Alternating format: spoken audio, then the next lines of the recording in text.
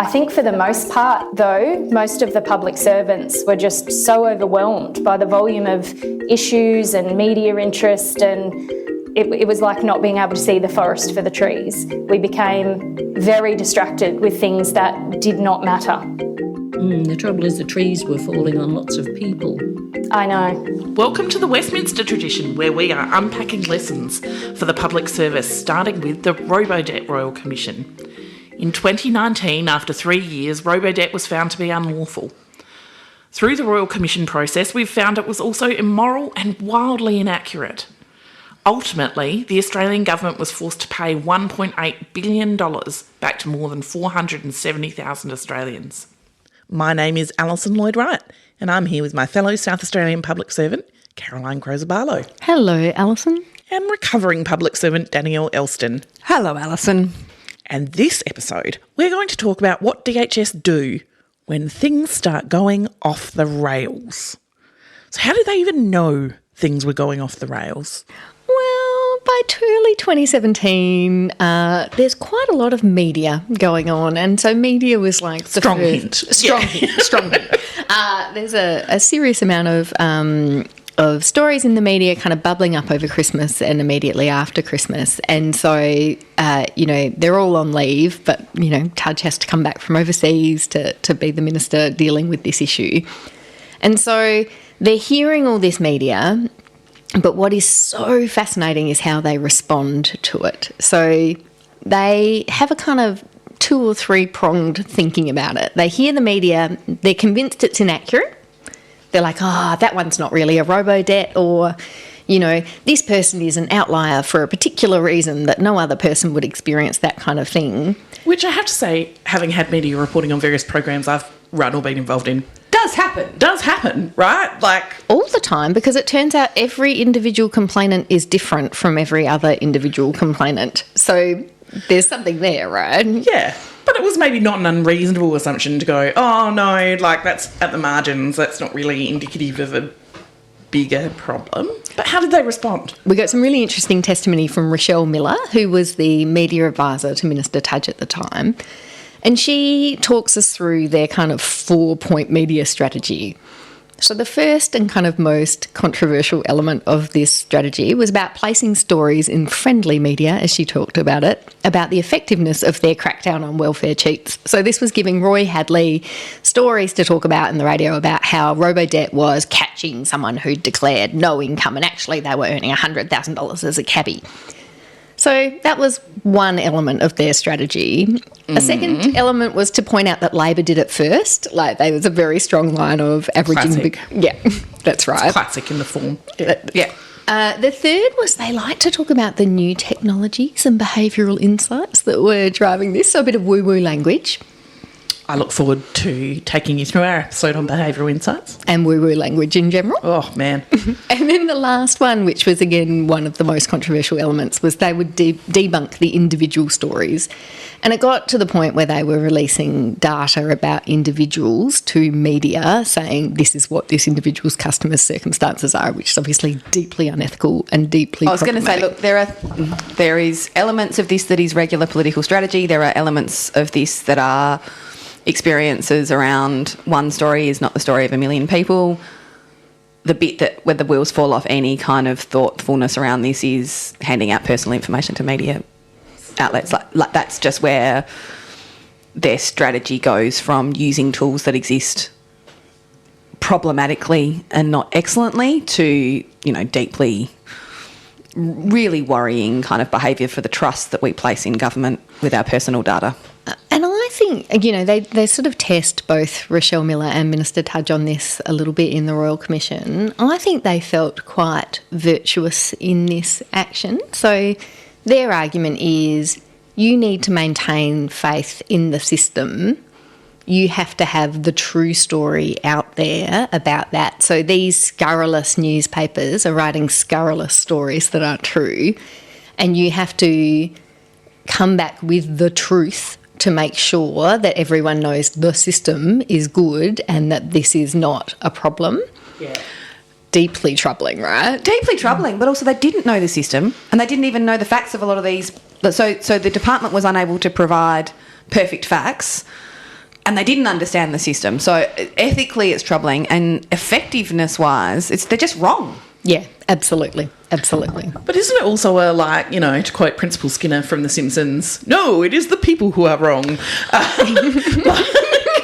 It's just that they don't understand a very complex system. Yeah. And, obviously, yes, from time to time you'll get individual complaints, but it's because they can't see the entirety of the picture. And I think what happens here is there's a disregard for users of government services who go to the media to try and resolve something. Absolutely. As a principle. Yeah. And yet, from my perspective, government is very hard to do anything else. And so if you don't have an effective complaint management system, there's no switchboard you can call to talk to somebody. There wasn't even a phone number on the letter. No phone number on the letter. And even if it was the Centrelink phone number, and, having had to ring that occasionally in my life, I'm not sure that's an actual solution in itself. And so you're left with the media calling talkback, writing a letter to the editor, going on social media, all sorts of things like that. And then government still seems to have a view that there's something slightly off about you if you use the media instead of the process, with my finger inverted commas, when the process doesn't work, or half the time doesn't exist at all. There was something very compelling about the way that Rochelle Miller talked about thinking there was a campaign against it. So there was this sense that they were in a political fight, and therefore anyone on the other side of it was the opposition. Organised part of a campaign. Yeah. There was a real kind of Donald Trumpish kind of fake news. It was a very gaslighting experience, I think, for the people involved on the other side of this. But also slightly supported by the department, who were then looking them in the eye and saying, the phone number's not on the letter, but by and large, this is fine. Mm-hmm. And so they were being supported in that. Oh, completely. They were being supported in that view that it was not a systemic problem, but a couple of individuals who might be being supported by an opposition campaign, et cetera, et cetera. Absolutely. A lot of time and energy going into not figuring out whether there's something wrong with the system. Well, and I think we'll get to this in a future episode, Rochelle Miller has almost a threshold revelation at some point when a Liberal staffer comes to her to complain that they have received a Robodebt letter relating to times that they were in receipt of benefits while studying. And that's the moment where she realises, maybe it's not some opposition orchestrated smear job. Yeah. If people she knows, if people like her could have been affected, then maybe there's something serious here. It's really, really fascinating, isn't it? There's definitely a demonisation which stops them from seeing the people impacted as humans. I mean, I think the other kind of big defensive tactic that they used was that they were really focused on improving customer engagement. So the Ombudsman's doing some inquiries at this point in time, and they engage with the Ombudsman insofar as they're like, we should put a phone number on the letter, or we should make the letters plain English and easier to read, or whatever, right? So they do make changes. As the kids would say. Obs. They do make changes, and then the changes become part of the defensive strategy, because what then happens is that the next complaint that comes up, they're like, but that was like the last time. That was under the old system before we had improved the letter and before we put the phone number on it. So there's this kind of iterative defensiveness that's going on as well. And so externally they've got this really strong defensive strategy. No, nothing to see here, it's all fine. Was that the case internally in DHS? No, internally they are at DEFCON 5, panic stations, everything is bad. And it's really interesting hearing the testimony from lots of different parts of the business, because it's clear that many different parts of the business thought things were going badly. So the project team themselves are like, oh my God, we should never have gone live with this. We told you not to go live with this. This is rushed. We're not ready to deliver at this scale, blah, blah, blah. The senior executive is like, things are going badly. And one of the FASs, Karen Harfield, says to Melissa Golightly, I think we should press pause and call it a major emergency. And Melissa Golightly, in Karen Harfield's testimony, goes crazy, like yells at her and says under no circumstances, blah, blah, blah. Wow. The media team are like, oh my God, this is being handled so badly. Maybe they need a comms strategy. But, so there's no one who thinks that this is going well. Can I just stop you for a second, Caroline, on that? And even the Rochelle Miller and the comms strategy, having had those roles as head of comms before, it's one of the most challenging roles I've had in public service, where you find the broken thing but you don't have any operational control over it. Yeah. And so you're in the trying to fix it, or at least point out how broken it is. Yep. But it's not your thing. And so they were asking, the comms people were saying, let's do a comms strategy, but they were also saying they're often the only people in a department saying to leadership, this is not being received well. Like, I don't know what bubble you people are living in, but my job is to know what people are saying in public. And right now they're saying we're getting this really wrong. Yeah. And it's a really tough job. It is. I mean, it makes me think, two things. One, as we often call the comms team, like the kind of, the gloss you put on the end. But often comms are like doing the biggest policy work in an agency, right? Because they're the ones thinking about the translation of idea to frontline experience. Yep. They're the only ones thinking about that. They're the ones I always think who are most connected to outside the building. Yeah. And less connected to academic courses you've been on, or even, parliamentary process or, cabinet process. They're less thinking about that and more thinking about, when we open the doors on this new program, how do you walk in? Yeah. How do you shut the door behind you? How do I... And often when you're with a project and they look at you and they're like, what? And you're like, all those questions. And they're like, no, it's an innovative, and they give you all these words. Kind of comms words. Woo-woo. Comms words, really. And you're like, sure, but how do I log on or whatever? So I really think it's interesting that it appears to me that often comms raised their hands, belled the cat a bit, and then kind of walked out. Obviously, they weren't getting very far. No, well, exactly. And I think in this particular case, there's a lot of evidence about how tightly the comms talking points were held, and that they all had to be approved through the DHS and Melissa Golightly, and that there was no kind of flexibility in the strategy, and that the strategy really was to say everything is fine. There's nothing wrong. We've just got some teething issues, was kind of the constant framing of that.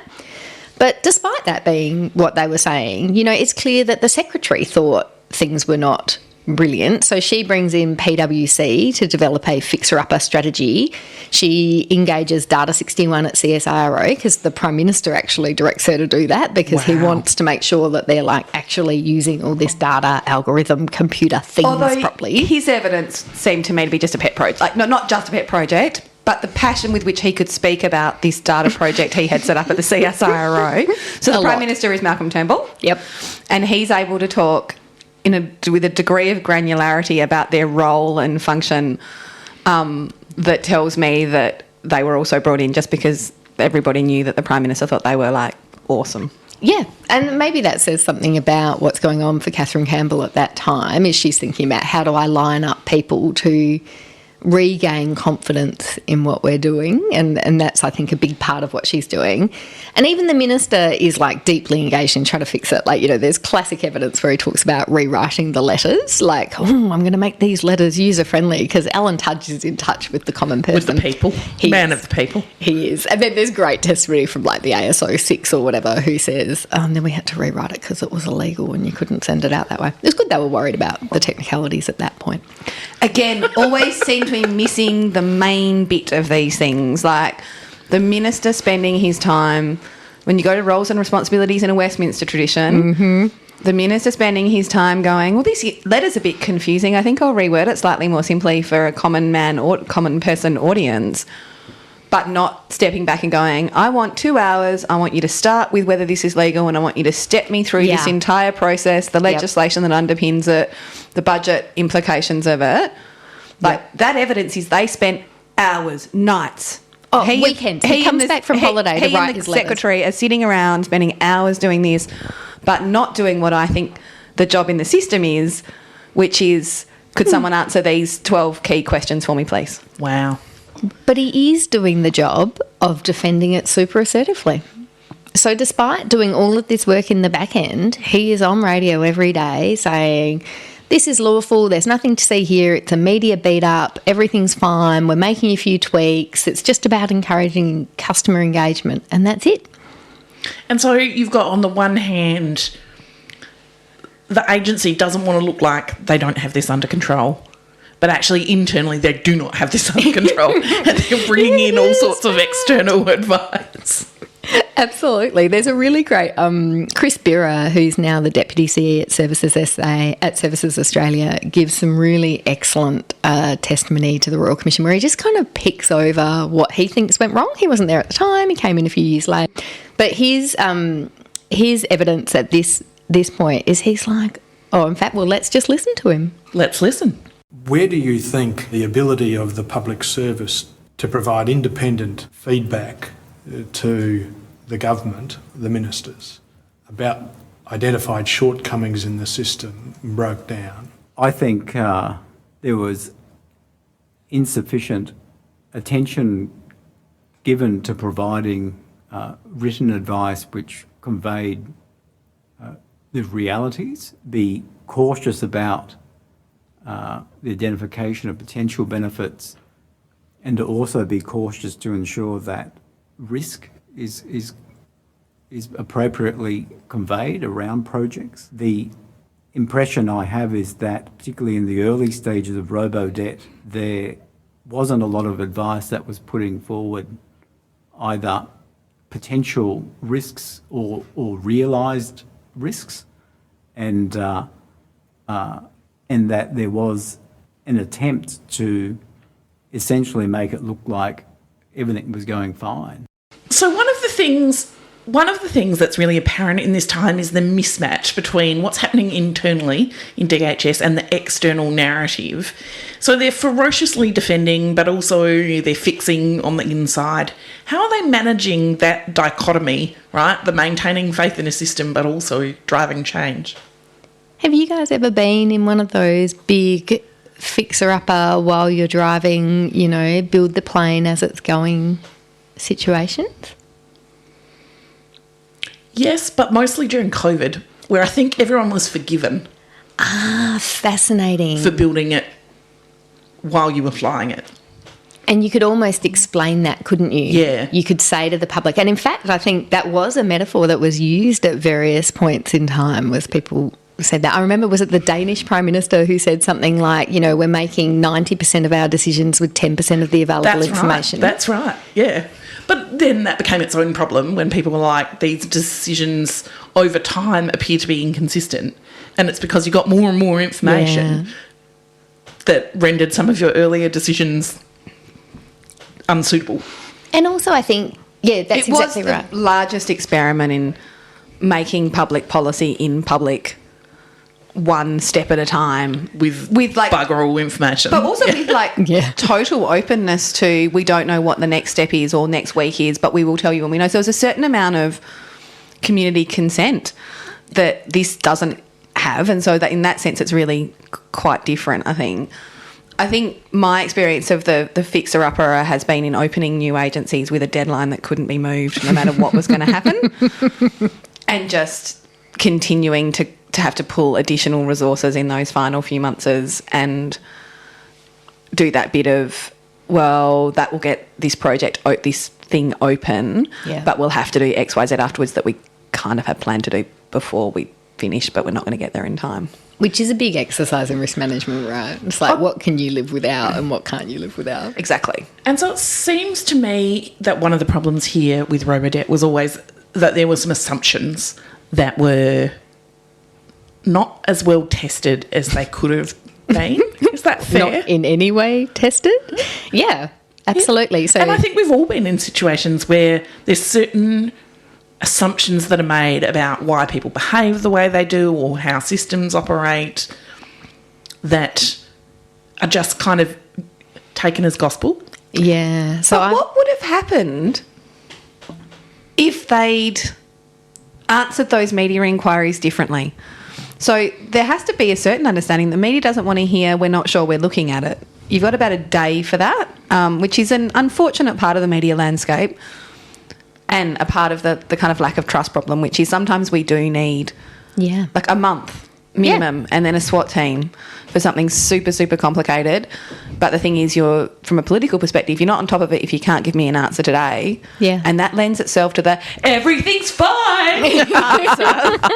I just wish people could have seen your facial on that, Dee. That was perfect. And so, while all of this was going on, they'd taken a different approach, which is what I would like to see done more in government. Although when it happens, leaders are often punished for that kind of honesty. Yeah. If the secretary and or the minister could have said, we're pausing it, and here's why, we're not saying we're wrong, because at this point they don't believe they are. No, Exactly. So I'm not They talking don't about know. sword falling or... Yeah. But here's how I'll be open and transparent about what I'm worried about and what's going to happen next. There would have been years shaved off the harm of this program. Yeah. But I'm not sure that would have been well received either. Yeah, that's such a good point. I'm thinking about the one time I think this has really happened to me is I inherited very quickly, without much thought about it, a new division that had just rolled out a big funding model change. So they were kind of 6 months into the new funding model.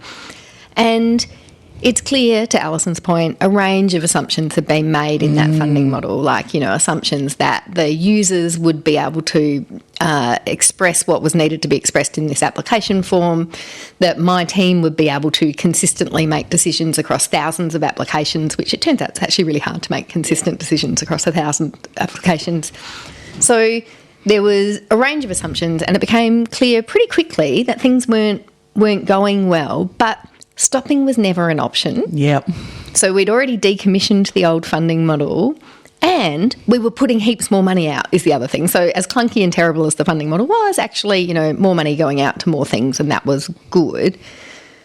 And so there I am. I think part of why I was able to walk that line a little bit was because I was new in, right? So I hadn't done the design work and whatever. So it was easier for me to come in and say, hey, do we think with all best intentions we've designed a thing that maybe doesn't actually fit reality? So that gets you so far, but it doesn't get you very long. I reckon that lasted me 3 months. And then after that, the stakeholders were all rightly saying, well, why haven't you fixed it yet? And it turns out some things are too complex to fix really quickly. And I think the way that you can do it is you have to have your stakeholders in the tent with you. So you can't do it in the media. It can't be a media conversation. It has to be one where the stakeholders are willing to come out and say, hey, we also thought this thing might work. And actually, it's not working, but I can see that the department's working really hard to fix it, and we're in that tent on fixing it. And I think maybe that is what DHS here were constitutionally incapable of doing. Yeah, because you have to be able to have some of those trusted conversations with some of your stakeholders and say, hey, guys, this isn't quite panning out the way we thought it would. Let's investigate it together and trust that they will not then show up at a press conference later that day. I was going to say until they go saying the department admits that it was a mistake. Yeah. And that's the risk of it, and you need a lot of trust with your stakeholders, and the stakeholders here did not have relationships with the government at all. But also there is, stakeholders have relationships with departments when they don't have them with ministers. Yeah. And it's important, I think it's really important that departments keep those relationships with stakeholders, even if they are stakeholders that are not friendly with the government of the day, because the work of government goes on. And departments shouldn't shift and change who they're meeting with to get the feedback and build those trust and relationships with based on ministerial stakeholder relationships, if only for the reason that it doesn't work. And this is a really good example of how it doesn't work. So Catherine Campbell couldn't call ACOS and say, just talk me through what you think it is. And so where are you getting all of that from? Yeah. And you've got total confidence as smart, the biggest leaders in social welfare. You're really sure. Is that what you're telling me? Yeah. And so I think that there's a huge lesson there in that defensive thing, which is they did not have anyone to tell them these things. And there's something, I think that's about where this project came from as well. So it came from the compliance division, right? Who aren't your kind of policymakers who go out and do all of the kind of glad handing with the stakeholders. So They're true. not. So I think there is... For a reason. Yeah. You don't usually send your compliance team out to give conference presentations. Indeed. And so there's something, you're so right, Danielle, there is something about no one had those relationships. Melissa Golightly is new into the department as the DepSec, so she doesn't have the relationships just from like not having, been there for very long.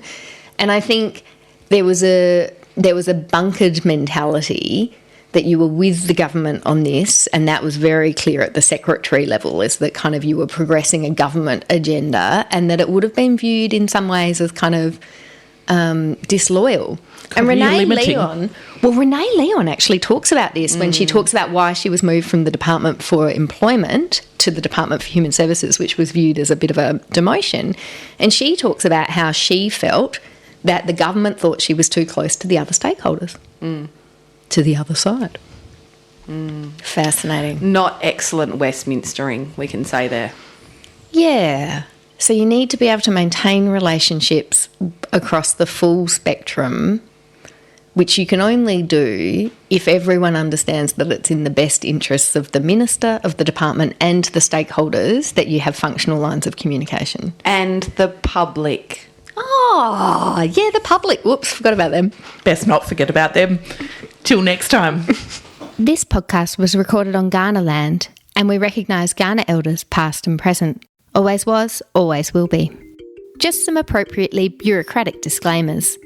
Those of us in the employ of the state government speak in a strictly personal capacity, consistent with the Public Sector Code of Ethics that permits public servants to promote an outcome in relation to an issue of public interest, in this case, the betterment of the public service. Nothing we say should be taken as representing the views of the government or our employers. While we've tried to be as thorough in our research as busy full-time jobs and lives allow, we definitely don't guarantee that we've got all the details right. If you want rigorous reporting on Robodebt, we recommend the work of Rick Morton at the Saturday paper, Chris Nouse and Luc Henrique Gomez at the Guardian, Ben Eltham at Crikey, and of course, the Robodebt Royal Commission itself. The first 8 episodes were recorded before the Royal Commission launched its final report, and so don't benefit from the great wisdom of Commissioner Holmes. Please feel free to email us corrections, episode suggestions or anything else at thewestminstertraditionpod@gmail.com. Thanks to Pampot Audio for our intro and outro music. Till next time.